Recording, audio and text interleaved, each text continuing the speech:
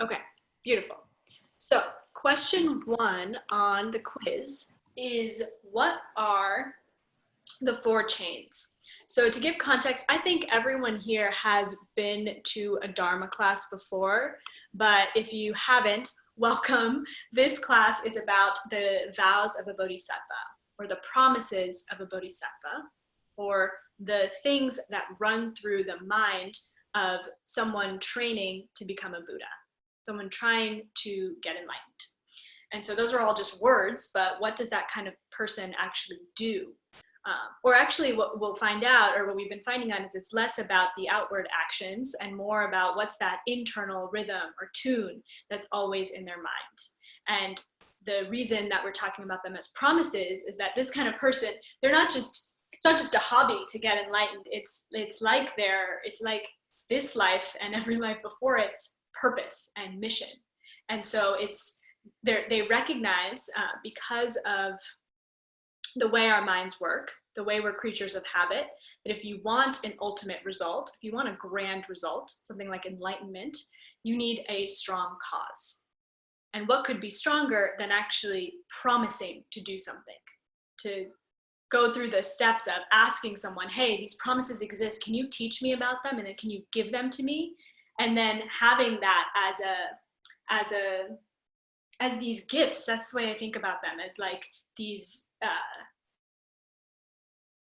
a metaphor will come to me hopefully later, but as these very powerful things in your mind, that you're not just doing things, that you're actually promising to act in a certain way, to say certain things, but most importantly, to hold a certain state of mind as you do absolutely everything.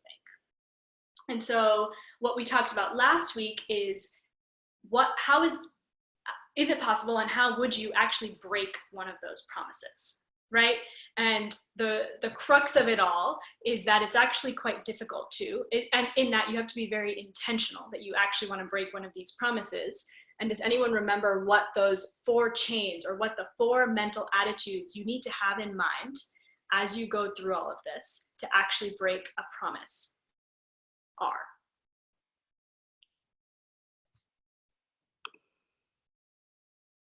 Anyone remember 4 chains? Have to know that it's wrong. Mm-hmm. You're willing to do it over and over again. Yep. That's You 1, No 4. shame for what you did. Cool. You have no shame or consideration. Consideration. Cool. And we're going to get to the difference between those things. And then there's one more. You don't consider it to be wrong. I think you have satisfaction for what you did. You feel good about it. You feel good about it. So they'll come here on the screen. But exactly, first one, you would do it again and again. And these are things that you've promised to do because you're trying to get enlightened. So we're going to learn a whole bunch more of them today, but we talked about the first 18 root vows. And so some of them are obvious, like, I'm not going to kill my mother and father. But a mind that would think, no, I'm going to do it, and I'm going to do it again and again. That would be that first mental attitude. You don't have any shame or consideration. So this is actually quiz question number 2, the difference between shame and consideration. Shame, what you think about yourself. Behind the closed doors of your own mind, how do you regard yourself, right? Versus consideration, what would others think if they saw me doing that? And the absence of those 2 mental attitudes, that is the second chain. That's what's required in order to actually break a vow. Then number 3, we talked about that sprinkling of joy, right? You actually feel some sort of glee or satisfaction about doing this negative thing. After studying it, after understanding why it would have something to do with completely transforming your experience of reality, you want to go against it, and you do it happily. And then finally, what you all said, you don't actually consider what you're doing to be wrong. And remember, we talked about wrong as you don't think you're going to get the result of what you're doing, right? It's like that moment in the meditation, if you could generate some intelligent regret, like you should get pretty clear about, oh, okay, I'm currently seeing people whose lives are at risk in my world. that must have come from me putting other people's lives at risk in the past. You have to make that connection between what you're experiencing now and what you've done in the past. Logically, what follows is what you do now is going to produce what happens in the future. So not considering the deed to be wrong is implying that no logical belief in karma, cause and effect, or movements of the mind that then produce my reality, as well as that flavor of wrong view, actually keeping us in suffering, keeping us in misunderstanding the way the world works. Cool, so that's questions 1 and 2. What are the 4 chains? And then thinking about that difference between shame and consideration. Then quiz question number 3. I just put the whole slide here, but the question is really asking, so remember, we're done studying the 18 root vows, right? The most important promises that a bodhisattva takes on. And this question is asking, why should you not be comforted by the fact that if you were to break one of those root vows with all 4 chains intact, why should you not be comforted by the fact that you could take it again, right? And the answer here, I mean, it's on the screen, so I'll just talk about it, but the gist of what this is doing so actually disqualifies you from one of the peak experiences that as practitioners we are seeking, right? And it's just fancy words without a sort of understanding of what they are, the direct perception under the influence of bodhicitta. You've heard that before here, but what does that really mean, right? So if you are promising to live every second of your life for the sake of all beings, for the sake of waking up for all beings, right? It's not just like a selfless, altruistic, I give my life to you. It's I want to get enlightened. I want to be completely free from suffering. And I know that the only way I can do that is by taking everyone along with me, by seeing the deep interconnectedness between us all and taking personal responsibility for not only my world, but everyone's. And when I break a promise that is supposed to produce that sort of mind, it freezes my virtue, my merit, the good stuff generating inside of me, so that I can't have this really deep experience that happens in meditation. And it's said to be this like this, it's hard to put into words, but this experience of wisdom, of these concepts we're talking about, emptiness, the nature of reality, the nature of all things, but with this undeniable flavor of heart opening like you've never experienced before. Heart opening in the way that you could see the actual face of every single being in your world, who you will take care of, who you'll love fully. That type of experience you are disqualified from if you break one of these root vows. And so that's the idea of don't take comfort in the fact that, oh, I can just retake my vows, right?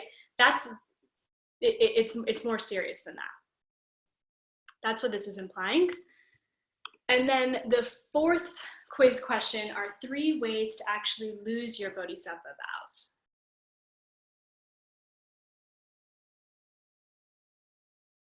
So 3 ways to lose your Bodhisattva vows. The first 2 are actually 2 of the root vows themselves. So we've talked about this a few times now. But one is sustaining over a long period of time wrong view. Messed up, twisted around understanding of the way things exist. That things are these fixed external pieces of my reality that are imposing themselves on to me. That's wrong view. The implication of that is that from the bottom of your heart, you don't believe that what you do really matters, because things are fixed, things are solid and out there the way they are. So things don't matter, and that it extends to at moments before and after this life, you wouldn't entertain the logic of why that would be the case. So those are the implications, that karma doesn't function and that past and future lives don't exist. Doesn't mean you need to believe those things. That doesn't mean you're breaking this vow. It just means that you are not willing to engage with those ideas, to see the logic in them, to move your mind toward the possibility of them, and most importantly, to see how your world changes when you act with those things in mind. right? Like, I think that's what's partly what's so interesting about what's going on now is it was never not the case that the things I do affect the people around me. It was never not the case that every single time I touched a subway pole, it affected the next person who touched it. Or every time I touched a piece of food, or I'm using touch because that's so present in our minds right now, but every single thing, that the way I showed up at my job didn't have some sort of ripple effect in every other piece of our society and economy. That was never not, that was always there. That was always the case. We're just, something is flipping right now that we're getting to see that a lot more.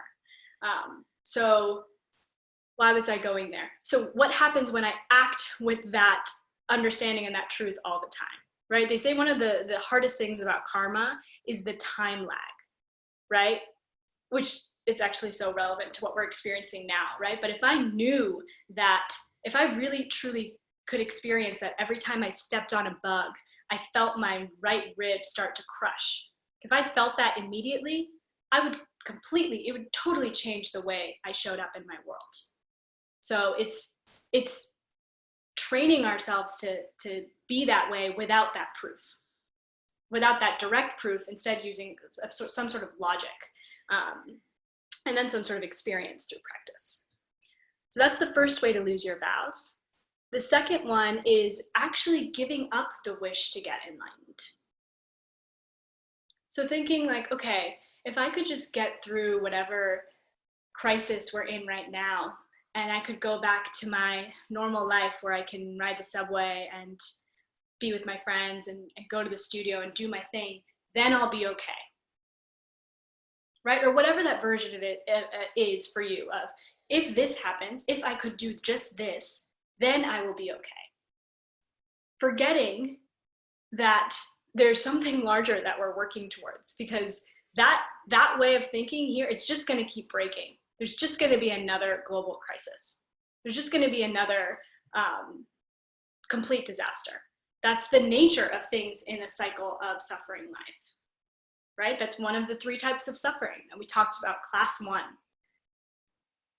So giving up that, it's a different type of striving, right? It's not saying I'm not going to do everything I can right now to take care of myself and others. It's not saying, oh, I don't want to get back to my job where I'm able to serve others and be with others. It's just saying, why am I doing that? What's the flavor behind everything I'm doing? And giving that up, thinking, oh, well, I don't need to get permanently free from suffering.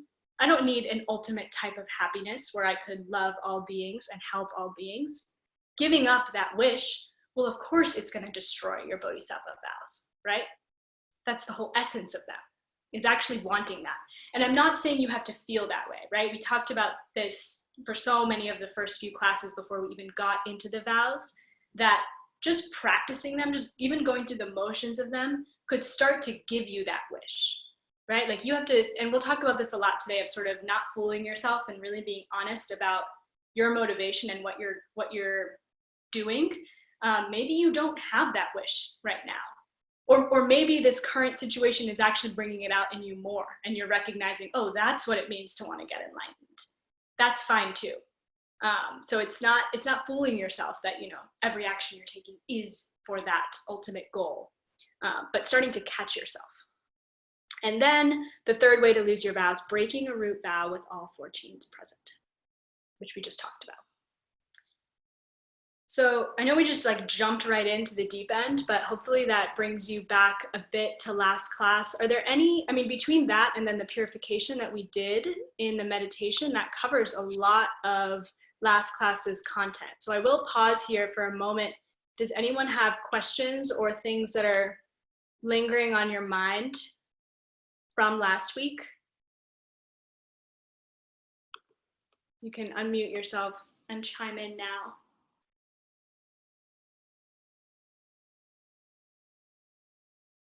No? Everyone's good? Okay. Oh, I see a chat. All good. Perfect. Okay. So before we dive in today, class 7, we're moving on to the secondary vows, right? The 46 secondary vows. We're going to do 16 of them today. So it's a long list to get through. it's my job to make it not just a list for us. And they're really beautiful, actually. Like, I had so much fun reviewing them and remembering that I get to play with them. They're really fun. You'll see. And so before we get into that, actually, something I want to share that Sarah, for those of you who don't know, I see her smiling at me in the little panel. She's waving now. She's a 3 Jewels teacher and a really good friend of mine who's been there for me in some amazing ways and moments. And she planted this in my mind and I can't get it out. And I think it's amazing. She said, if you think about it, in a lot of ways right now, we've all been given this sort of set of vows. Forget this Dharma class. I mean, outside of that, all of us together and on this globe are given this new set of rules, right? Of wash your hands more than you used to and for at least 30 seconds. Practice social distancing, stay at home, like all these things that they feel like these rules or these promises that you're internally making in response to what you're seeing happening in the world. And it was so cool the way she reframed them as being, are you doing those things because you're scared? Are you doing them because that's what everyone's saying to do on social media or on the news? Because you could do them with that flavor. You could do them with the flavor of, okay, if I do all of this, then I'll be okay. I'll just get through this crisis, right? Or are you doing it every single time you wash your hands, even if you're stuck at home all day? Are you infusing in your mind, I'm doing this for the sake of someone else. I'm doing this so that someone else isn't exposed in some way. I'm doing it so I can just start to think about other people. Here, I get 30 seconds to think about other people, right? Like, it totally changes the flavor of it. And so she was like, oh, it's like we're given this set of rules to, like, they're forced on us of like, here, go think about other people. Go think about how you're so interconnected to everything all the time that we just forget about it. And I just thought that was really cool. And I feel like it's relevant to what we're studying now, because these vows could just be a list of things, right? Like, it could just, I don't know if anyone else is really into to-do lists. I am. I have apps to manage my to-do lists. So is this just another to-do list? Like, am I just adding a 46 bullet long to-do list to my current to-do list? I don't know. It could be that, and that would be a shame, because with a certain state of mind, when I do this, it won't be a to-do list. It's something that would completely free me from any and every busyness, right? Of any sort of doing, and actually put me in a state of being enlightened, of being free, of being able to love all people. And so I leave you with that. I thought it was beautiful, and you all should be friends with Sarah, or at least practice with her if you don't already know her.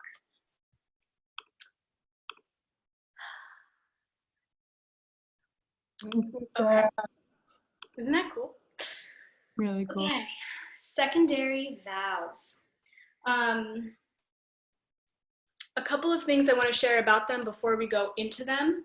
So one thing, there's 46 in total. I mentioned that to you. And what's really beautiful is that all 46 of them actually map to the 6 perfections, which we've talked about before, but I'll remind you all. It's really cool, not evenly, like, so you'll see today the first 9 vows have to do with the perfection of giving. Then the next 7 have to do with the perfection of morality. But they all map to that list of 6, which you see at the top of the slide, right? And that list of 6, it isn't arbitrary. These are the 6 mental attitudes that blossom in the mind of a bodhisattva, right? And I say blossom because the one leads to another, right? And we'll get into that as to why. But it's very cool that the vows are sort of designed in that same way. So we have these 9 chances to actually perfect our attitude of giving. Once we get really good at that, of giving away everything happily, naturally we'll fall into an easy sense of morality, right? We're no longer attached to things so much. So we can start to get really fine about the way we speak in our world and act in our world and think. and then so on and so on. So we'll get to them, but today we're going to go over the secondary vows that pertain to giving and morality. These vows, remember, different from the root downfalls. There's not that sort of big scary consequence. If you break one of these vows, it's not disqualifying you from, for example, a deep meditative realization or anything like that. Remember, we even talked about downfalls as being implying what would happen to you after death in this life, right? And so none of those implications with secondary vows. They say if you break them, all you need to do is restore them by confessing them to another person. Important here, the other person needs to know why you would be confessing these things. Like, don't just take a stranger off the street and be like, hey, I did this thing, right? You need to get this sense of hopefully embarrassment or consideration when you're talking to this person, right? If this person understands that I've made this promise and why I made this promise, and so it's going to actually affect my mind if I tell them, right? So that's important. So basically do it with like a Dharma brother or sister or a teacher if you want to, but it's not just going and confessing to anyone. And then this is important, these vows in particular, I think these two things actually apply to all of the vows, but they come here in the secondary vow practice. And it's remembering that we can break these promises in an afflicted way or a non-afflicted way. So meaning mental afflictions, we've talked about them before, our good old friends, things that disturb our state of mind, things that harass us, that no matter where we go or where we run to, they're there. And we'll go over sort of, it's interesting that the top offenders come up a lot in this class of anger, pride, jealousy. So you can break one of these vows because that emotion is, the loudest voice in your head. Or you can also break them in a non-afflicted way, namely you forget, you do it by accident, or laziness, which is interesting to me because I've seen, I don't know, there's other ACI courses that talk about laziness as a mental affliction, which I think is interesting, but here it's given as a non-afflicted state of mind. But two ways that you can break those secondary vows. Cool? Now, let's begin. So we're going to start with the first 7 secondary vows of the 46. These all pertain to the perfection of giving. So these are all going against the perfection of giving, right? If you break these vows. And I want to remind us what the perfection of giving is. It does not just mean giving away everything you own. That's not what it implies. It's a mentality, right? It's the anti-hoarding mentality. It's the mental state that if anyone needed anything and asked and I had it, I wouldn't think twice. It would just naturally, I would give it to them. It's that sort of state of mind. And it starts, they say, start with the little stuff. Start with putting the coins in your pocket. Start with the carrots and potatoes is the literal example. But then remember, what is the most ultimate thing you could actually give someone? And I feel like we actually get to practice this right now, because maybe you also have friends that are actually as safe as they could possibly be, right? They have shelter, they have the things they need, they're surrounded by loved ones, but there's still something they need, like they're freaking out. Or maybe that's you. And so I think now more than ever, we realize peace of mind, giving someone peace of mind, right? Giving someone an understanding that could give them peace of mind, giving them wisdom, giving them dharma. That's the highest form of giving. And so you'll see a lot of these secondary vows actually pertain to that sort of giving. I think that's also really cool because so many of you, or actually all of you, if you're here, you're a teacher of something. And maybe you feel it now. We'll talk about this throughout this class, but the people around you in your reality right now are looking to you because they know you're a meditator, or you're into this Buddhist Dharma stuff, and they're like, okay, how's Maya dealing with this, right? Like, what's Jeremy doing? How's he getting through this? And they're looking at you, right? Because they know you have this practice. And that way you're all teachers. And so we're going to talk about that too, is how do you work with that relationship? Okay. I really hope I can get through all these. Let's see. Number 1, not to offer to the 3 jewels through the 3 doors. So 2 lists of 3 here. Through the 3 doors is easier. That's through you can often hear it as like the 3 gateways as well, through body, speech, and mind. So you could think about it as body, maybe you did prostrations before class, or the fancy hand gesture that we made. Speech, it's really any spoken word. We'll get to about exactly what, but for example, the mandala offering, speech, and mind, meditation, mental movements. Making offerings through body, speech, and mind to the 3 jewels. And I have to clarify here, this does not mean the physical 3 jewels that's currently, locked up and hopefully awaiting all of us on the corner of 3rd and Bowery, right? It's not what I'm talking about. It's actually thinking about the 3 jewels every day, they're saying. Not just thinking about, but making offerings through body, speech, and mind to the 3 jewels every single day. Now, what are the 3 jewels? Someone tell me what the 3 jewels are. Just the simple 3 words. The jewels of the Buddha, the Dharma, and the Sangha. Perfect. So Buddha, Dharma, Sangha. And now what we're talking about is the Buddha jewel, the Dharma jewel, and the Sangha jewel, right? So what makes those different? So the Buddha jewel is very specifically, jewel basically is the code word for emptiness. That's what makes the Buddha jewel different from the Buddha, and the Sangha jewel different from the Sangha. But what does it specifically mean? So in the case of the Buddha jewel, the emptiness of a Buddha's mind. No different than the emptiness of your own mind. What does that mean? The way I experience my mind changes. Or if you want to make it more basic, the way I experience me changes, right? What's that? How do you know what that first thought is going to be when you wake up every morning? Or those days that you just find yourself like inexplicably angry for no reason, or inexplicably joyous for no reason, right? Or the way you perceive yourself. That's really what this is getting at. And it's saying that the way I perceive myself, whatever Supriya-ness I find here, that actually is empty of a nature. That doesn't exist. That's something that was never there, never will be there. What is there? There is something there, right? I'm experiencing me right now with all my fancy slides and talking to you guys.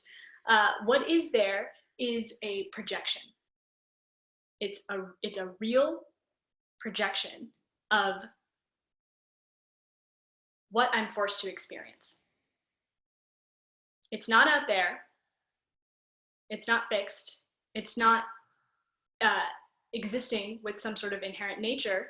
It's actually springing forth from my consciousness, from my mind. And it's because of that that I can perceive myself as changing, right? As whoever I was in high school. It's really interesting for me to be home right now.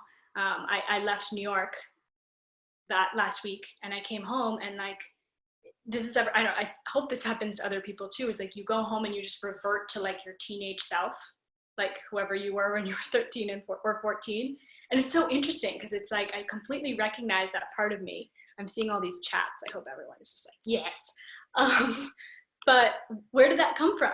Like, who was that Supriya, and who's this Supriya? And what's the connection between them? That has everything to do with the emptiness of my mind. The fact that my mind doesn't have a nature, but I'm forced to experience myself in some way. That interplay, which we have to investigate. But what we have to remember every day and make offerings to every day is that capacity, that emptiness of my mind, is the thing that would allow me to one day experience this same form, this same mind and body as enlightened. There's nothing else. The emptiness of my mind is the only thing that is identical between me and the emptiness of a Buddha's mind. Right? It has nothing to do with, oh, I have a tiny Buddha inside me, or it's sometimes mistranslated as like a Buddha mind, right? That I just need to recognize that. It's not saying that. It's just saying my mind is perfectly empty, as is the Buddha's mind. Buddha projection, samsaric Supriya projection. Just recognizing that and recognizing that it can change. That's the Buddha jewel. The Dharma jewel is, so Dharma has so many definitions as we've talked about, but what it means here is that that truth, that emptiness, it applies to every single thing, every existing object. One of the definitions of Dharma, right? Everything physical and non-physical is completely empty of a nature in that way. Not that it doesn't exist, but it doesn't exist out there as it is. Recalling that Dharma jewel every day, that's how it starts. It's just seeing it in the objects around you. I miss, you can do it anywhere, so I shouldn't say, but I do miss doing it in New York because it was really fun to, you just see, I'm reminiscing about walking down the street in New York, but there's so many things you get to do that with, right? Where, okay, is that crazy person empty of a nature? Is this taxi cab? Everything that you encounter, is it completely devoid of a meaning, of an existence, aside from the relationship my consciousness has with it? Investigating that, that's how it starts. The true Dharma jewel is actually the ultimate realization. It's the direct perception of emptiness. That's the true Dharma jewel. So making some sort of offering to that every day, and that could just be thinking, oh, that's possible, right? When you sit down on your meditation cushion, how often are you thinking, that could happen, that's what I'm training for? Because one day that is what it's going to be. You are going to be on your cushion and go into that experience. So bringing your mind to that, or if you have an altar practice, actually thinking about that when you prostrate or when you hold up these fancy mudras. That's the Dharma jewel. And then the Sangha jewel, nominally, it's the beautiful beings that form your spiritual community. And ultimately, it's those people that have actually had the realization, that have actually had the direct perception of emptiness, right? So they say that once you have that, once you directly experience this thing that we're talking about intellectually or conceptually, when you experience that, many important things happen. But one is that doubt is gone. You've had it as an experience, and when that happens, you actually become two of these three jewels. Right? You become, in a sense, the Dharma jewel, that realization, and you become the Sangha jewel as well for others. You become the thing that they go to for refuge. So that's where, right? That's where we probably have heard these three before, is the three jewels. It's the things that are actually going to protect me, because nothing else is. Doesn't matter how far away from New York City I go, or how many meds I get, or how many herbs I take to boost my immunity. Those things aren't going to protect me from coronavirus or anything else. They're just not. And we know it because if they did, then no one who has all of those perfect conditions lined up would suffer. And we see that they do, right? We see that bad things happen to good people. Or right, like we see that breaks down all the time. So here, the real refuge that we're taking is in our understanding of something that could actually free us. Some understanding that touches every single experience of reality that we have. That's true protection, right? True protection isn't the Buddha statue or someone you perceive as enlightened. They're not going to help you. They can't help you. You can help you. What's in your mind can help you. Trying to see if I have anything else here.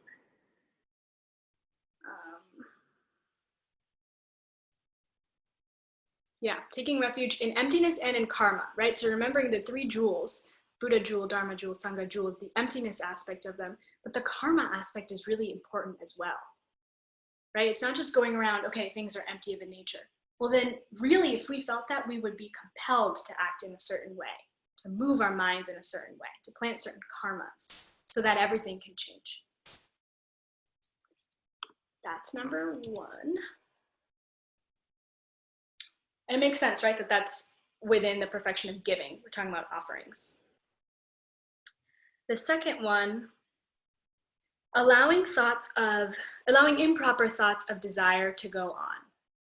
So a couple of things here. The first thing that I thought of when I first heard this was, well, what do they mean by desire? Because they're telling me that I'm supposed to have this wish all the time, like this desire to get out of suffering, this desire to get enlightened, the desire to help all beings. So what desire are they talking about here? So a couple of important things. Desire here, it's desire for things that won't actually help us. So it's desire for worldly refuge that's not the 3 jewels. That's not what we just talked about.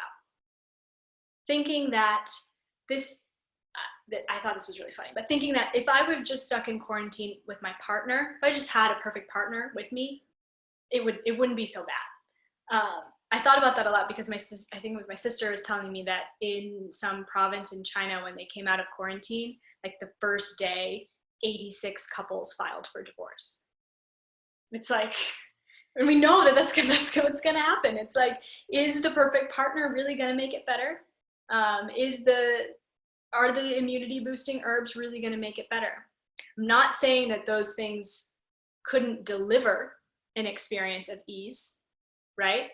But they're the messengers. They're the vehicles. They're the empty vessels that are giving it to you. What's the thing that's loading it up? What's the active ingredient in the medicine? So improper desire there is losing yourself in a desire for common things of our desire realm: food, sex, money, status, things that give us this false sense of security, but actually aren't protecting us in any way. Improper is an important word here because it means that I would do something to hurt someone else in order to get it for me. That's what improper means here. And the most important part of this vow is the to go on words.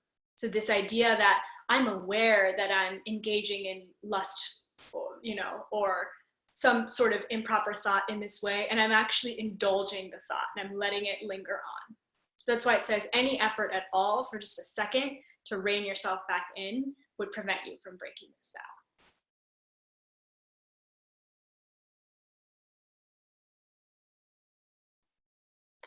Gonna check the chat real quick because I see some activity.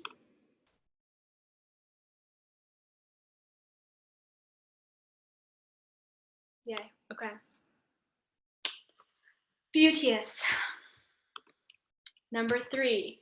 Oh wait, no, I wanted to quiz you all on this. Does anyone remember elders has come up before? I think it came up in the class about, I don't know. Does anyone remember when we say elders here, what does that mean? Not respecting your elders. Yeah, Maya. Is it like teachers and other bodhisattvas Closer to the second thing, but something more specific. and Buddhas? I guess it would include Buddhas, but that's not exactly what it's referring to. Is it people that have taken vows before you? Yes, exactly. People that have taken vows before you, taking Bodhisattva vows before you. So not respecting people who have, in some moment before you did, had an inkling of the wish to get enlightened for the sake of all beings. Asked for these vows, asked to study them and understand them and receive them, and then begun practicing them. Those people become your elders. It has nothing to do with their age. It has to do with the time at which they took Bodhisattva vows. If you're a Bodhisattva, or if you're like a monk or nun, the time at which they took monastic vows. And here, respecting them it means a few things. So it would mean, like, traditionally, you know, if you are around them, especially if you're attending a teaching with them, you know, you wait for them to sit down before you do, or you bring them offerings, or you allow them to sit in the front. You respect them, it just generally. But it's really important to remember why we're doing that, right? Like, does a bodhisattva need your respect? Do they need your offerings? Do they need you to let them sit down before you sit down? Right? The way I think about it is, if any of you are familiar with the water bowl offering, do Buddhas are they thirsty? Do they need the water we're putting in the bowls? Is that why we're putting out 7 tiny bowls every morning and filling them with water? So we have to remember, with all these vows, they're all in relation to others, but they're all about the imprints they're leaving on your mind. Right? What's going to happen if you start to go around your world generating this respect for people that have the wish, for people who are bodhisattva wannabes, right? What's going to happen? It's going to start feeling important to you.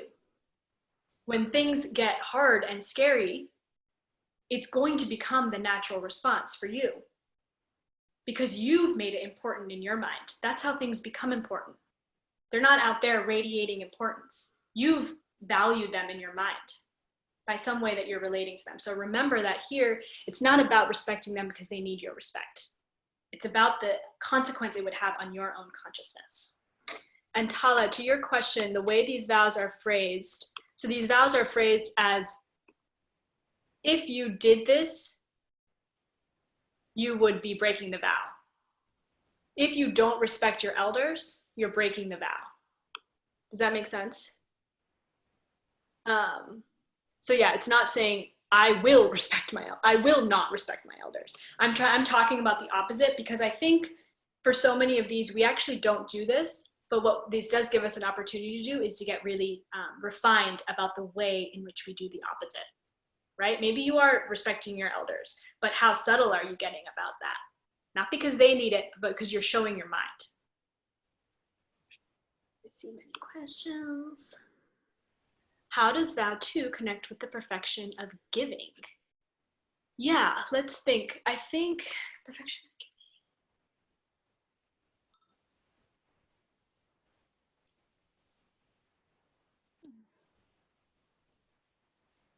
I don't know explicitly.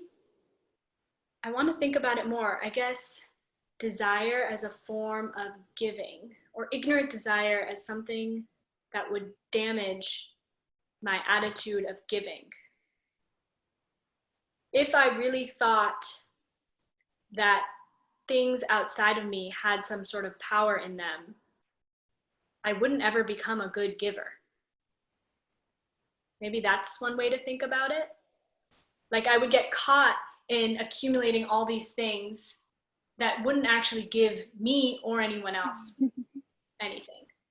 I don't know. I am just speculating. I feel like, Miriam,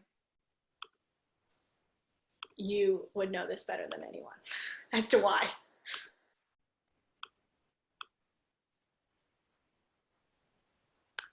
And JJ, for vow 3, do we expect that others have taken the vow, or is it only in the setting where before I Oh, yes. So it's that you actually see them and understand them as people that have taken vows before you. Now, you don't know if someone's taken vows before you or not. So that's kind of a beautiful thing about this, is like, yes, you could go around seeing everyone in your world as an elder, as a secret bodhisattva that has taken vows and is acting in a certain way to teach you something. That would be cool. It would probably change the way that I interact with my reality. But in some cases, you are just going to explicitly know, oh, this person took those vows. So you can play with that. Oh, I like that, Thomas. You said desire is taking, not giving. Can I say something? Yes, please. I was just thinking that the perfection of giving, like the sixth perfection is a modum of perfecting. You're only doing it once you're a Buddha, but this idea of the understanding of the emptiness of self therefore the desire of this object of working with this perfection of the three spheres in a way. So when you're desiring something as though you yourself would never be satiated until you have this, is something that would automatically go away once you understand the emptiness of both yourself and the object. And so that's part of the intrinsic things. Yeah, that's beautiful. Quick mini teaching on the three spheres for those of you who didn't take ACI 6 Diamond Cutter Sutra, which is where we go into it. But let's say, well, today we all gave, I think it's still in the mail, so sorry if I'm ruining the surprise, but Diego, there's a gift on the way for you. The three spheres, right, in regard to that situation would be the emptiness of the receiver, of Diego, of the gift itself, which is in the mail, and of the givers, right? The group of us that are giving this gift. In that each of them are empty of a nature from their own side. Who is Diego really that is this being that's inspiring us to think of others, to think of the thing that would make someone else happy? Who is he really? If he could bring that out in others. Is the thing we're actually giving him, is there any happiness or goodness in the thing itself?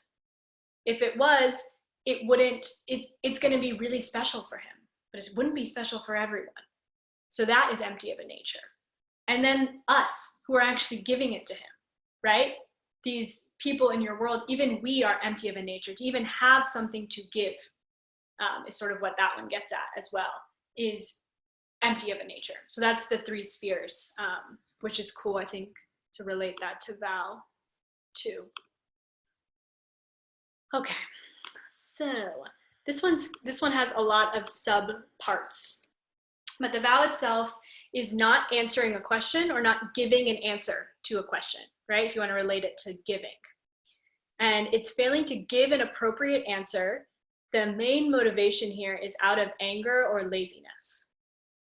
And here I would remember the question, you know, it's not just like, oh, hey, I'm looking to get to this place. Do I turn left or right?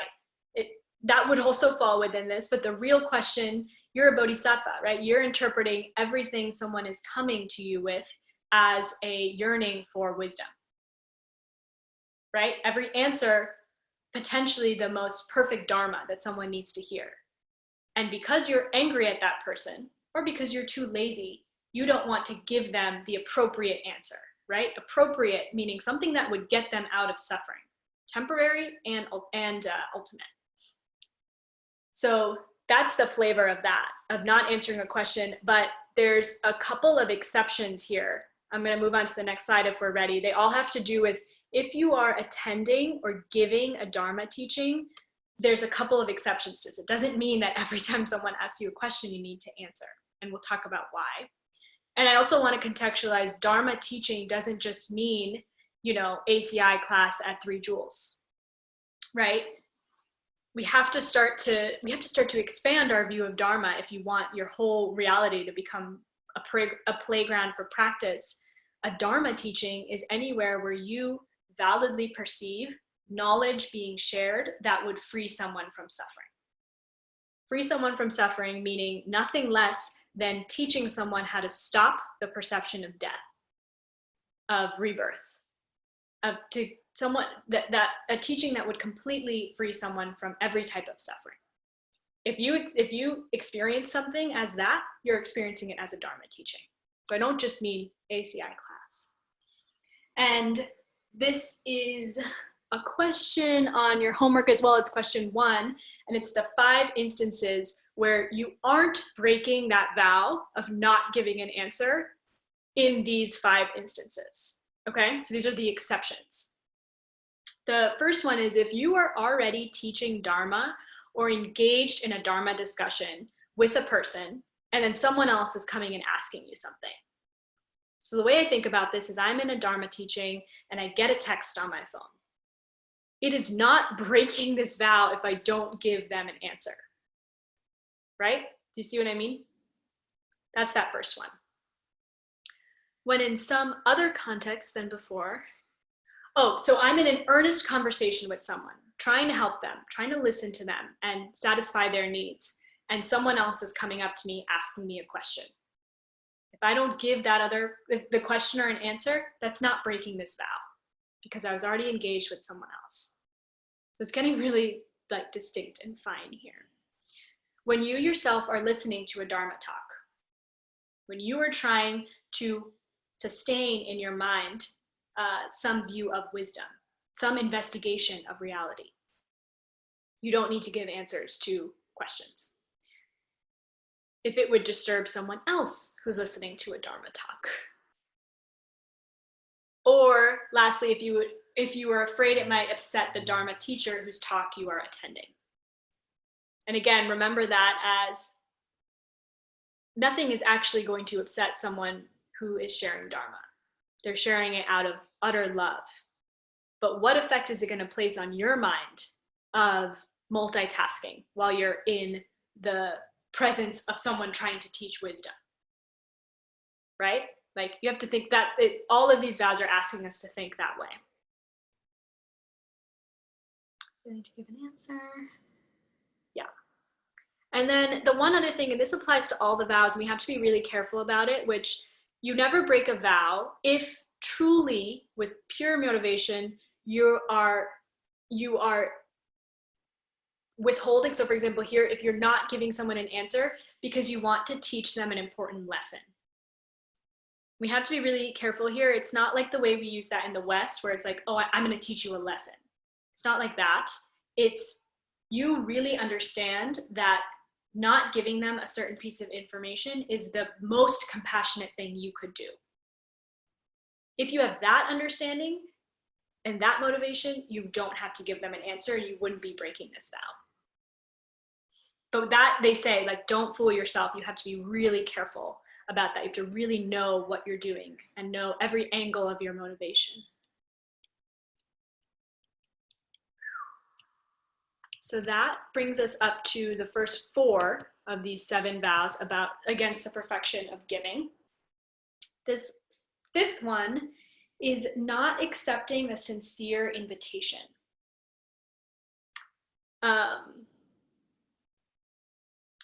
So this is interesting because you think about it every time I get invited to a gathering, right? Like this happens all the time. I mean, maybe it's not happening as much right now, but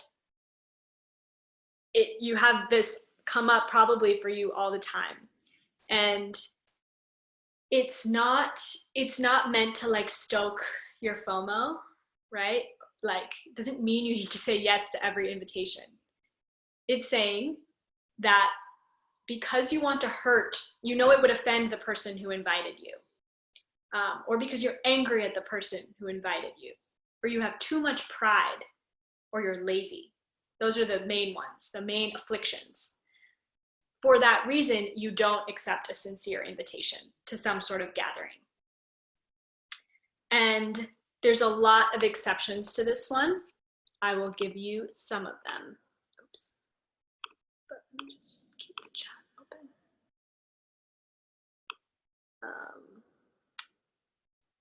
Mackenzie, I see your question and I'll get to it because that's going to come up again in the future. So I promise I'll get to it.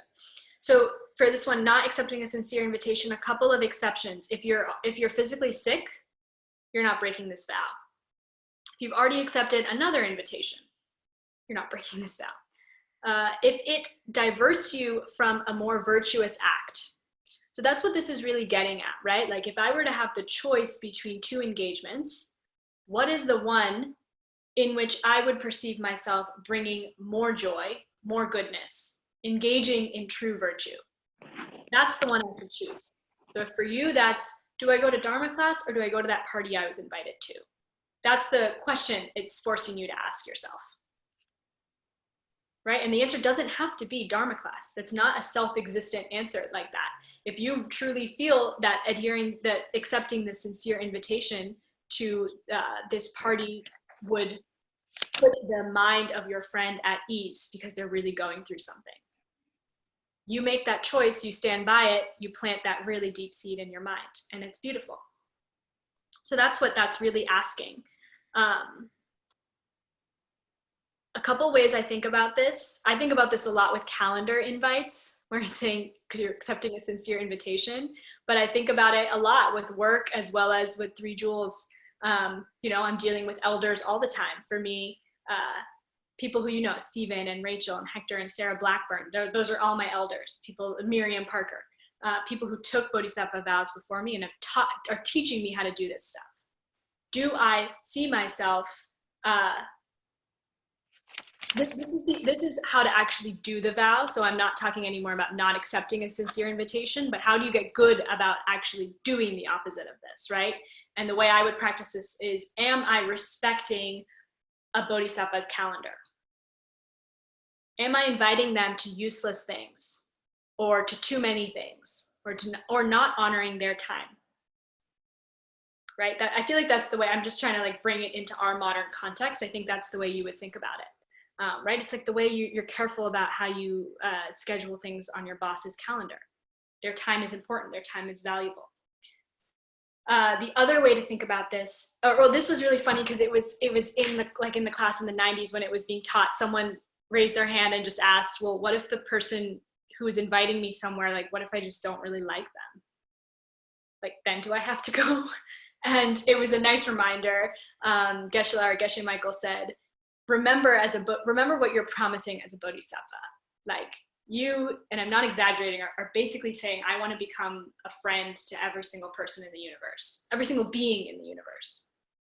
You are committing yourself to bringing people together, to actually creating gatherings where people can come together and be virtuous together. I just said together like 500 times, but it's recognizing that. It's that feeling of how excited you are when all your best friends gather and meet. Could you feel that way every time you walked onto the subway or got onto a Zoom call? So not accepting a sincere invitation, number 5. Number 6, not accepting money, gifts, etc. when sincerely offered. This is specifically directed at like when you're yourself are giving a teaching and someone's bringing you offerings. You could think about it there. But out of a desire to hurt the person giving you the gift, or anger or pride, you're actually not accepting those things. Right? Because think about the effect that it would have on that mind.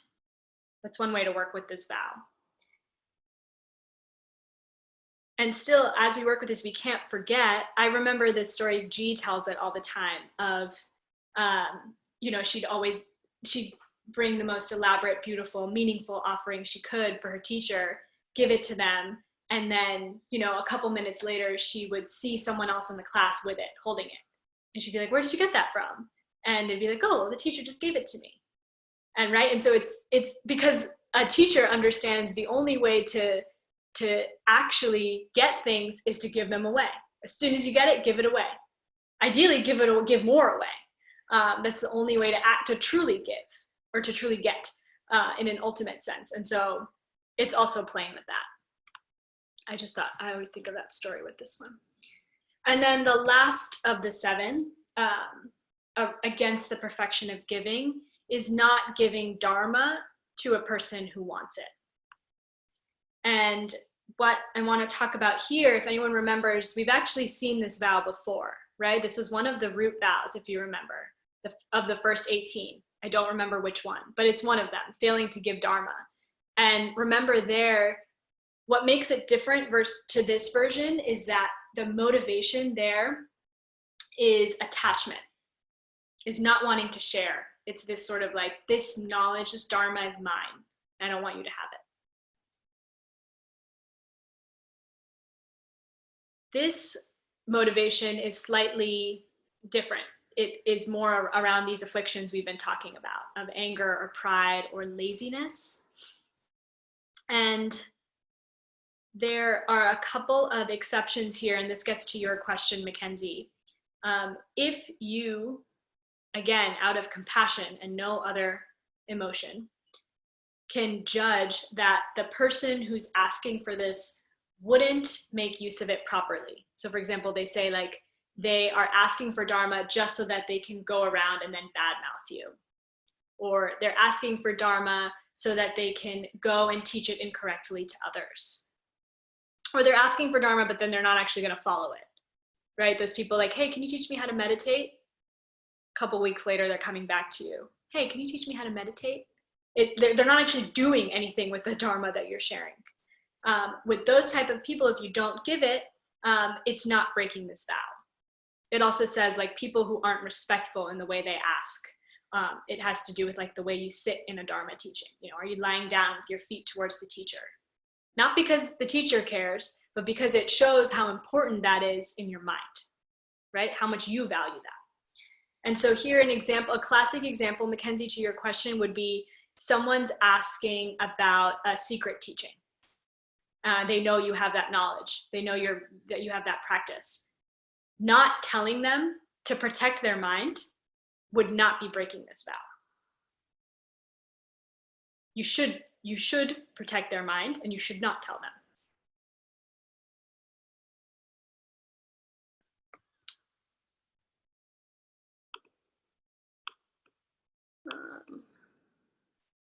1 second. I see a question. I'm trying to get it.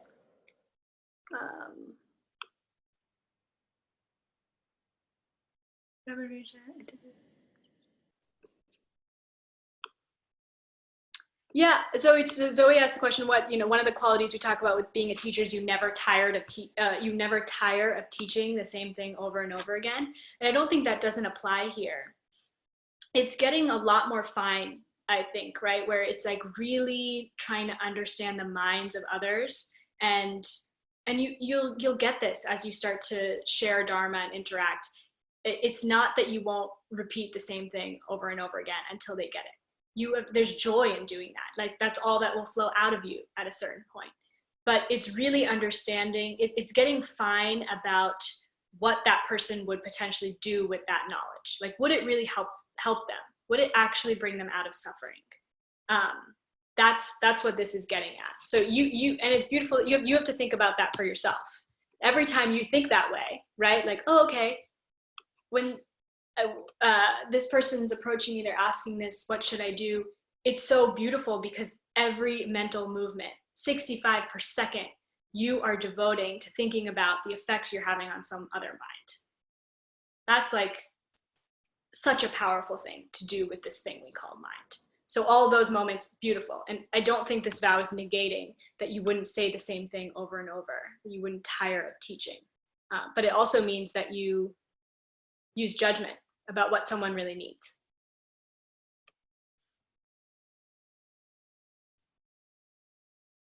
And it's not someone like hypothetically, it's the people in your reality, right? When we say for the sake of all beings, it's the beings in your reality right now. I think now more than ever, we see them asking for things, right? And they might not be asking for Dharma. They might not be asking like, give me a teaching to get free, but you can hear it in their voice. Like you can hear it underneath the question that they're asking. As a bodhisattva, that's what you're listening for. That's what you're tuning your ear to.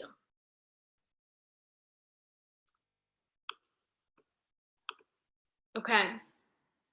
We might actually get through this. Let's see. Does that feel okay?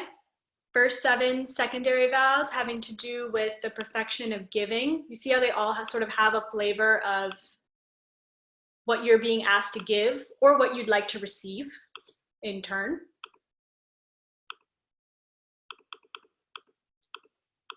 Feel free to unmute yourself and ask a question now before we go on. Otherwise, I will keep going.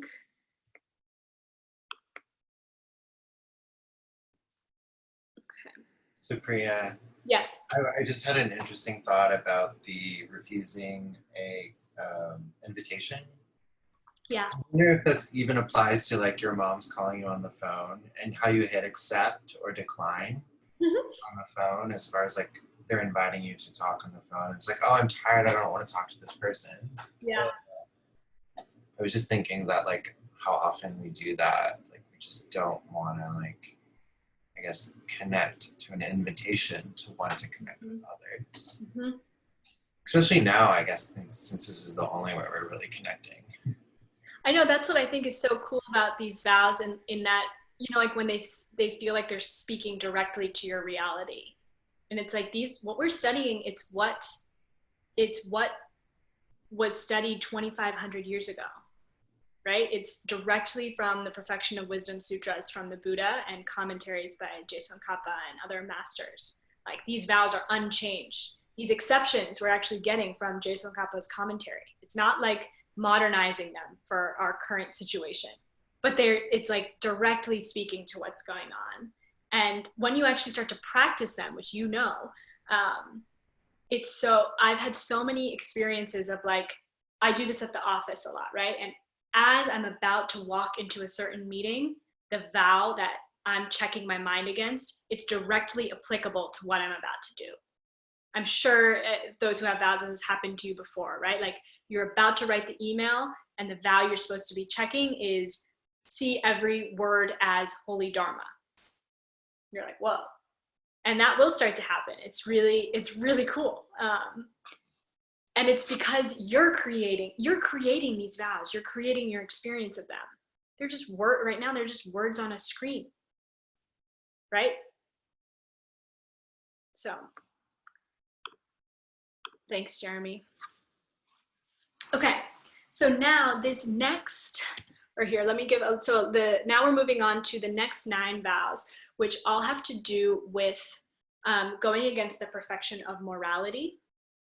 And I want to share a quick story because this has really helped me with morality.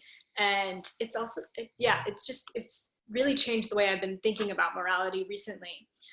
Some of you know I'm home now with family in Boston, and my roommate and her boyfriend came as well. And he's a jazz musician.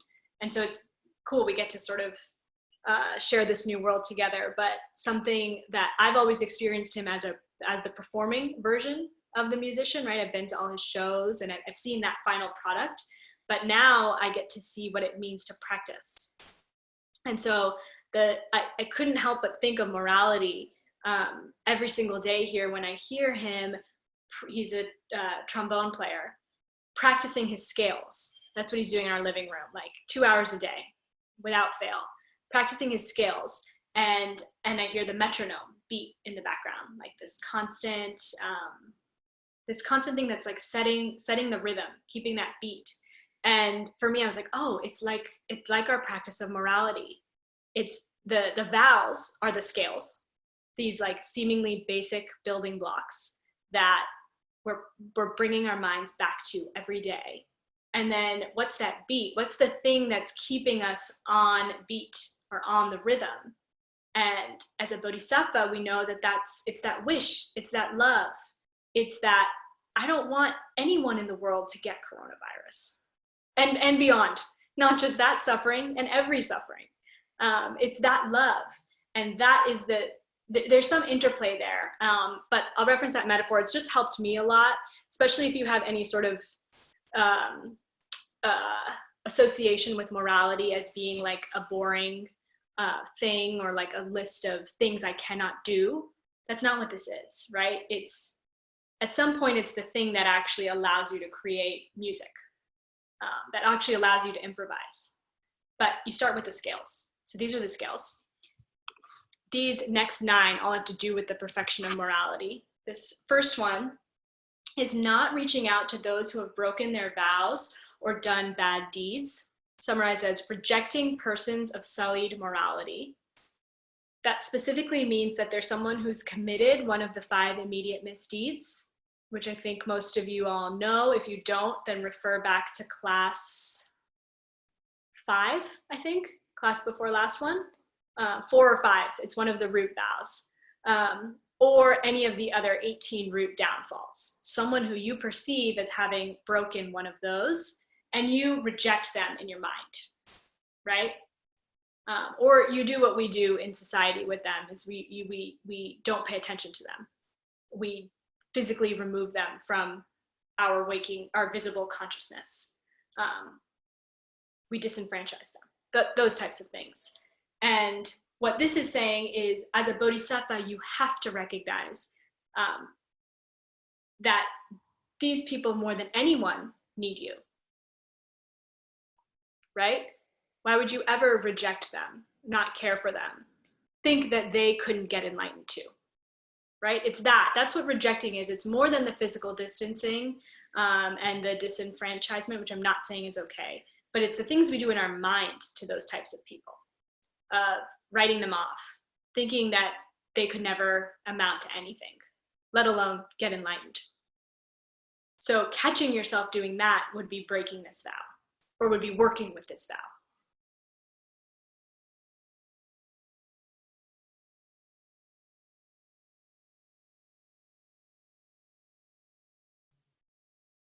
Okay. The way I was thinking about this vow when I was studying it was sort of, I've just been thinking about the quarantine thing so much because we're all living in it. But one thing to think about is like, yeah, how were you already quarantining parts of your reality from your mind? Right? Like as a bodhisattva, what we're saying is it has nothing to do with where you physically find yourself, with any sort of physical quarantine. It's what's your mental quarantine? What are the edges that you're putting up? The types of people that you would engage with, that you would love, the types of questions about your reality that you would engage with. That mental quarantine, that's actually what in this philosophy is causing all of our suffering, physical or mental. And so it's breaking that mental quarantine is so much of this vow. This one has failing to follow rules, which if followed, inspire faith in others. We're gonna get a little more into this in detail in the next one, but it's basically recognizing that whether or not they tell you explicitly, the people in your world see you as someone trying out this philosophy, this way of being. And for them, you in many ways represent Buddhism. Or forget the isms, you represent a way of being that is different from normal. And if they see it working for you, it's actually a reflection of what the value they perceive in the whole system. You're representatives of Buddhahood if you're bodhisattvas. So it's being careful about following the rules, whatever those might look like, because you want to protect others' mind. You want to keep the possibility open for others that this practice could serve them. We'll get into it a little bit more here with number 10, which is performing deeds which are only of lesser benefit for all living beings. So this one has to do with this thing we're going to go into called natural versus prescribed deeds. But it also has to do with basically remembering as a bodhisattva that you are taking on not only bodhisattva vows, right, but that umbrella encompasses also the Hinayana vows. So we talked about that as the path of two things, either those who don't want to come back as something lower than a human birth, don't want to come back as an animal, for example, as well as those Hinayana practitioners who are like, I don't even want to have to come back to this crazy town. I don't want to have to take another human rebirth. I want to break the cycle, be free from all my mental afflictions and reach a state of nirvana. So you are also taking on their vows as you take on, when you become a bodhisattva. And this one has to do with not becoming too much of a stickler about your Hinayana vows, about the vows that are only of lesser benefit for all living beings, right? Because the Bodhisattva, the Mahayana path, puts all other beings first. Like that's the main motivation. But we're going to get into it more in detail here. So it has to do with this idea of natural versus prescribed bad deeds. So it's two divisions. The natural ones you already know. It's the 10 non-virtues. And they're natural because they're the top 10 in our minds out of 84,000 for the last 2,500 years. Natural. Things like killing, stealing, lying. Prescribed bad deeds are further split into two divisions. The first ones are misdeeds that were prohibited to maintain others' opinions of you and the Buddhist way. Kind of like what we were talking about earlier. So caring about the perceptions that others have of the path and of you as someone on the path. And they're saying a bodhisattva should keep that better than a Hinayana practitioner. They should be like obsessive about that, about other people's impressions. You might ask, well, isn't someone else's impression their own karma? The answer would be yes. You might ask again, well, isn't my impression of someone else's impression my karma? Answer is yes. So you can see it's really interesting to think about why we need to do this. So that's something to meditate on. But the second one I think is interesting. It's misdeeds which are prohibited. Oh, sorry. One thing I want to say about the first one, because it was, it helped me remember it. So this comes straight from the Buddha, and in scripture, it basically has to do with this thing called the incident from the Buddha's time, which was basically a group of nuns or monks that misbehaved in a certain way, and then sullied the perception of others. And all the teachers I got this teaching from said it had to do with getting drunk, like imagine a bunch of drunk monks. And so then the Buddha is saying, okay, we're gonna stay away from alcohol because of the incident, right? Not because of what it would cause others to think about what we're doing here. Because it's a lot more likely to break all of our other vows if we're engaging like that. So just think about it that way. That has to do with the first prescribed bad deed. And the second one is deeds prohibited in order to keep one's activities few so as not to distract from practice. This is a little, okay, this was odd, but this is the example that was given. Like apparently something around keeping cloth, like either if you get cloth as offerings, like remember this is 2,500 years ago, but it had something to do with that, like activities around collecting or obtaining cloth. So the idea here is a bodhisattva does not need to keep this activity as strictly as a Hinayana practitioner. So a Hinayana practitioner might be like, no, I can't engage in those activities. I'm going to keep my activities few so I don't get distracted from practice. A bodhisattva's motivation would always be, oh, well, yeah, I'll do what I need to obtain things because then I'll have more to give. Then I'll have something to actually serve people, right? So I think about this a lot with like, should I quit my job or not? As bodhisattvas, like and that's like a whole, I won't go down that now, but yeah, as bodhisattvas, it's your responsibility to get yourself to a point where you can happily, easily, joyfully take care of others. That completely reframes abundance or belongings, right? So that's a homework question as well, basically understanding between the two prescribed bad deeds. The first one, a bodhisattva should keep it better than a Hinayana practitioner. The second one, a bodhisattva doesn't have to be so strict because they need to remember their motivation of wanting to reach all people and doing whatever they need to get there. I'm trying to think if I should speed through the next few or if you all just want to like keep a normal clip and we can just finish the ones we didn't get to next week. Am I going too fast, too slow? How's this feeling? I'm down to stay until midnight. Cool.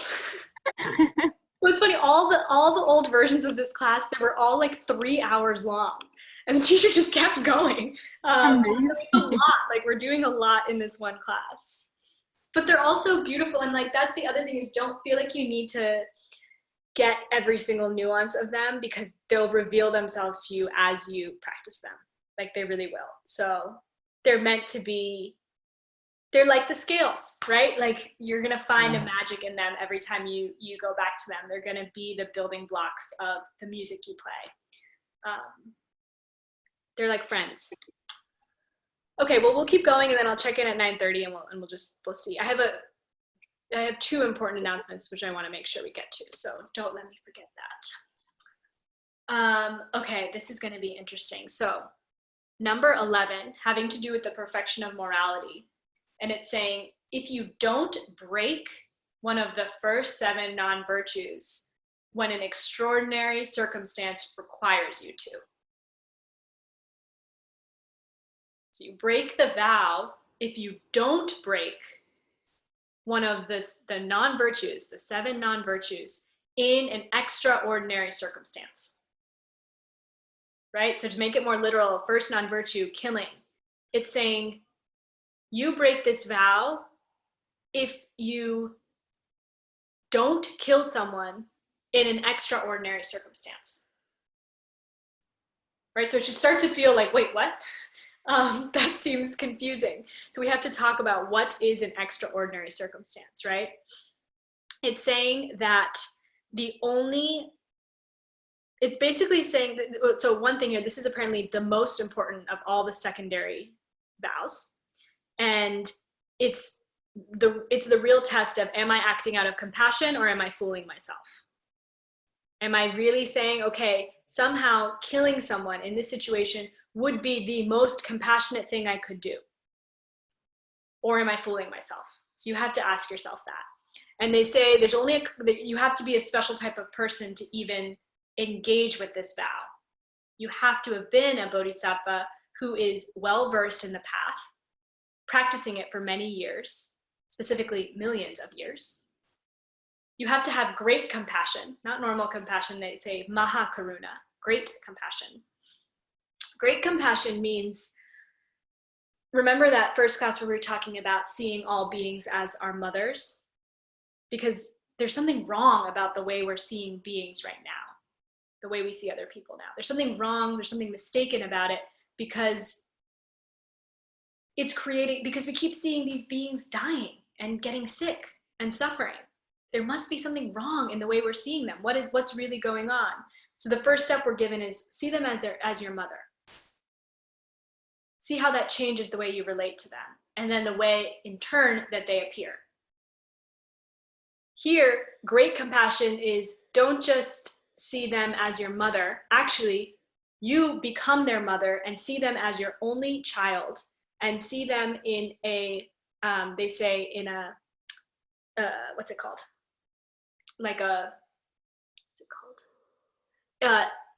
As in like a ditch of burning hot coals. You see your only child and you're the mother. See all beings like that. That is great compassion. Who possesses skillful means and sees that there's no other alternative. That would be the only instance where you would, in fact, do one of the first 7 non-virtues in an extraordinary circumstance. So you see that there's no possible other option other than breaking your non-virtue morality in order to help this person. And so there are stories of like, for example, you could say it's like someone getting bitten by a snake and you cut them to draw the venom out. Is that cutting them harming life, or is it saving their life? So that's a small example, but there's bigger ones of the Buddha actually doing this, right? Of actually taking life, killing, or stealing in some major way because it was an extraordinary circumstance. And what's really important to remember here is it doesn't mean that you won't experience the result of the negativity. Actually, your compassion is so great that you're willing to eat the result that is coming to you. They call it a hell bounce back. So it's like you do this thing and it's so terrible. It's one of the 7 non-virtues. You know it's going to drop you straight down to hell. But because you did it out of compassion, out of great compassion, you bounce right back up. So that's kind of cool, but don't play with that, right? Like it's a really subtle practice. And remember or notice how it doesn't apply to the last 3 non-virtues, right? The non-virtues of mind. There will never, so one of the non-virtues being basically don't hate other people. Don't think ill will about them. There will never be an instance where out of compassion, you will need to hate someone. There will never be an instance that out of the wish to get free from all suffering, you will see yourself as needing to hate someone. That's what this is saying. It only applies to the first 7, not the last 3. I like that one. Number 12, not being engaged in wrong livelihood. And I think this is interesting beyond just wrong livelihood, basically being like getting your income or your livelihood through the harm of others, including animals, including the environment, including whatever you perceive in that way. So there's a couple of examples there, but I think that list of 5, I work with that a lot in subtle ways. Pretending, flattery, hinting, forcing, baiting. Like catch how much of your mind, how much of your actions have that flavor, whether you know it or not. Yeah? I'm not going to go into each, but you'll have the specifics in the slides. You get the flavor of them, right? It's like, it's me complimenting Tala's designs. Those of you don't know, she's a very talented designer and seamstress, but it's me complimenting her, flattering her, because I secretly want her to give me one of her beautiful blouses, right? Any inkling of that sort of motivation could fall into this. That's what you're checking your mind for.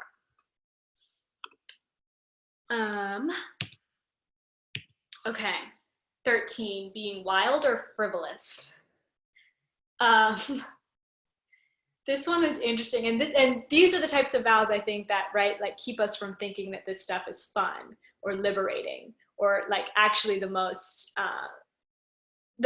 wild thing we could ever do is to try to use this vehicle of our life and our body to get enlightened, to wake up from this craziness.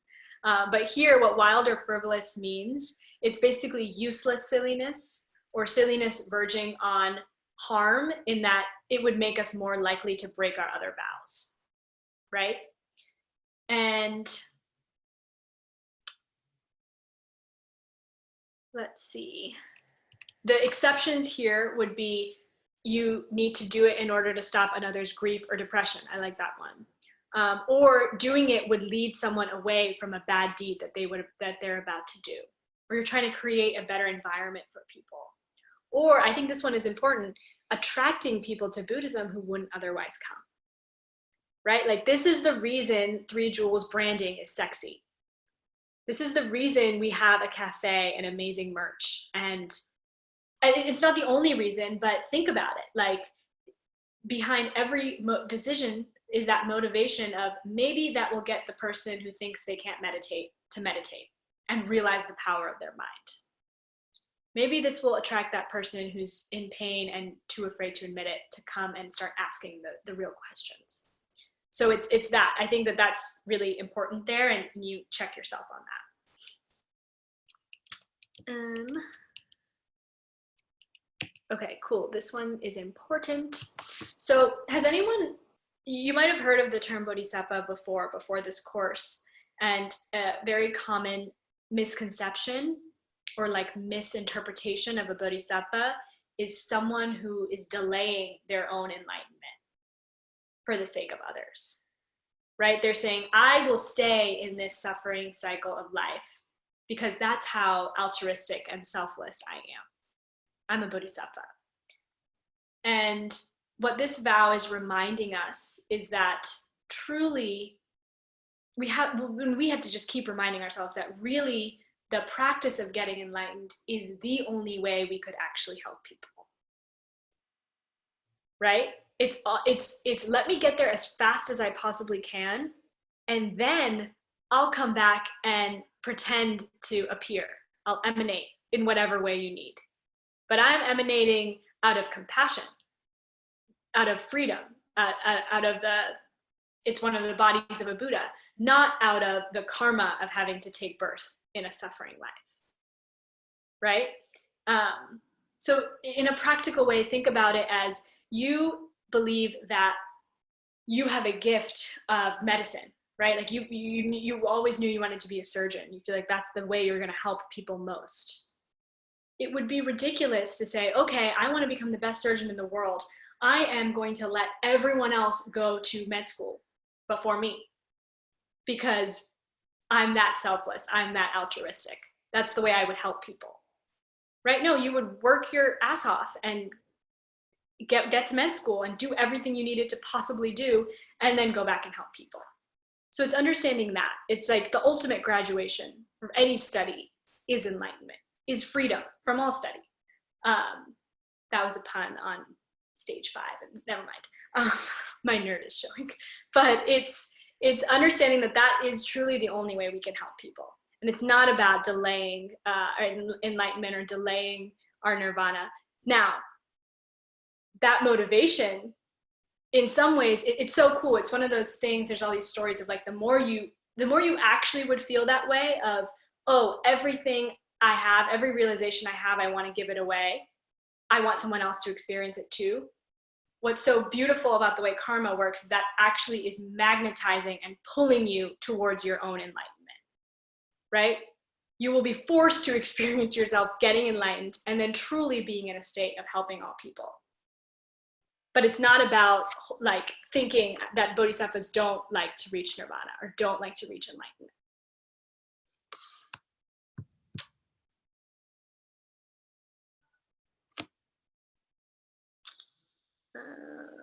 Okay. Actually, we will get there. We might just be like 5 minutes late. This one has to do, so again, we're in the perfection of morality. A good, another way, if the scales and metronome metaphor aren't working for you, the one I always think of with morality as well is like the thinking of your mind as a still lake, right? You might have heard that metaphor in meditation. And if you have a still lake in your mind, then everyone else does too. And morality is basically understanding that the things I say and do affect other people's still lakes, right? You could make them angry, or you know that you have that effect on other people. And so that's also the game of morality, is my still lake is completely affected by your still lake and the way I affect it. So this vow is not addressing rumors about yourself. And again, the motivation here, it's you starting to see yourself as a bodhisattva, right? Because your mind is empty of a nature, like we said at the beginning of class, you could perceive yourself as a normal person stuck in samsara, or you, and only you, could perceive yourself as a bodhisattva living every day with the desire to get free from that suffering, that very suffering. So here, when you are clearing up rumors about yourself, it's not to have a clean name or anything like that. It's protecting others' minds and their experiences of bodhisattvahood from collecting the negative karma of spreading rumors of untruth. It has to actually be a rumor, not just something negative about yourself that you have yet to clear up or clean up. So you're clearing your name with the motivation of preventing others from collecting negative karma. This generally has to, like, rumors as in dharma rumors about meditative realizations or things that happen to you in retreat or the way you interact with other people in the spiritual community, things like that.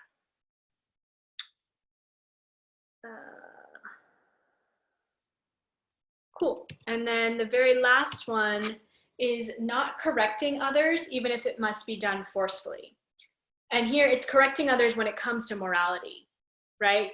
It's not reminding someone, even if you have to do it forcefully, that the result of stealing could never be gain, or the result of lying could never be truth, or whatever, whatever dharma you have to give, or especially if people are teaching false dharma, not correcting it, even if you have to do it forcefully. And I like this one because it's that constant reminder that being a bodhisattva isn't about being nice or polite or like this like goody two shoes perfect morality thing. It's not that at all. Like you will see the flavor of ferocity and flair, or like there's that too. You never know how that wish is expressing itself. The metronome is always bodhicitta. It always has to be out of a wish to truly love people. But on top of that, there's music to be made. There's dances to be had. That was me trying to bring the metaphor together. Okay, cool. We actually sort of made it.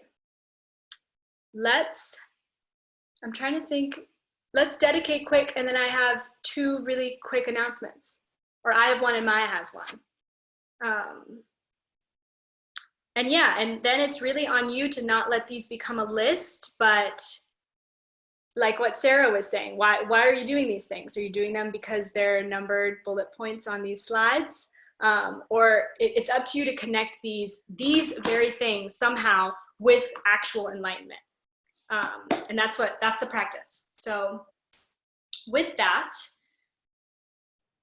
we'll give it away. We'll do it the same way in the beginning. I'll chant and you're welcome to join along where you are. And in order for this Dharma to keep going in your heart and in your mind, think of at least one other person. You can probably think of many others who right now could have benefited from something that we shared, some movement of your mind towards goodness or possibility in the last 2 hours.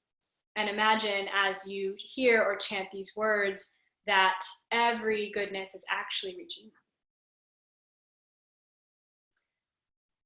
Sashi Puki Jukshing Metok Tram Riyab Lingshin Inde Gampadi Sangye Shingdu Mikte Warki Drokun Namdak Shingla Drupar Shom Idam Guru Ratna Mandala Kam Niryatayam Gewadi Kewoku Sunam Yeshe Soksokshi Sunam Yeshe Beju Dampa Kuni Topar Shum.